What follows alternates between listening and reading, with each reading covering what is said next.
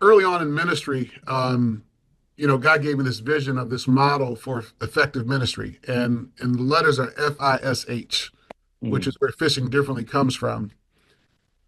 Every church has F, faith capital, right? We hope and pray every Sunday people give their tithes and offering to fund the work of ministry. The reality is, many of our churches have people that are underpaid, not making a living wage, barely surviving.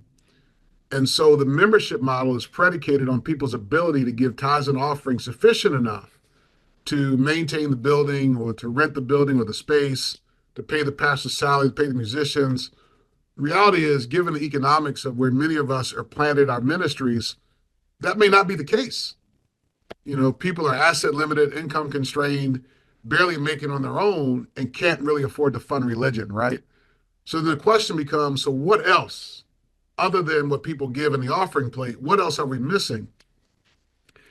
And in my personal journey, I discovered that the I, which is intellectual capital, that most of our ministries, most of our congregations sort of look at people from an envelope number perspective.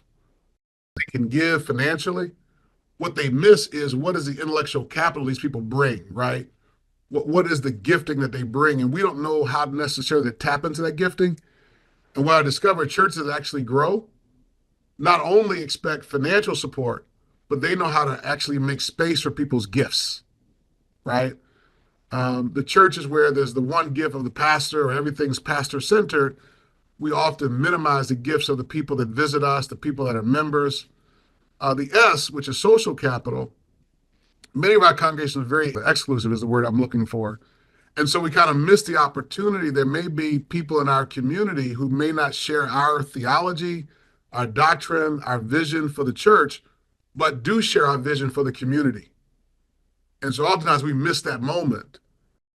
My 15 years of pastoral ministry, most of the financial resources that we've accessed have not come from the tithes and offering plate, but have come from people in the community who shared our mission for a beloved community.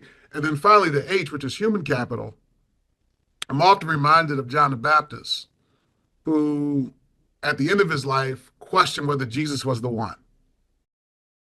And Jesus does not respond to the question with his divinity, but rather his humanity.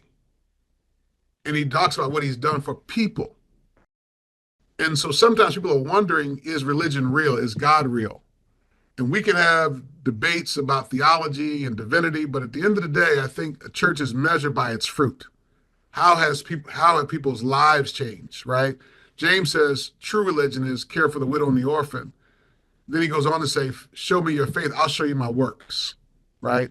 And so I say sometimes when I'm doing these workshops with people, when you go to a supermarket, most supermarkets will put their produce in the front. So you can see fresh fruit, fresh vegetables.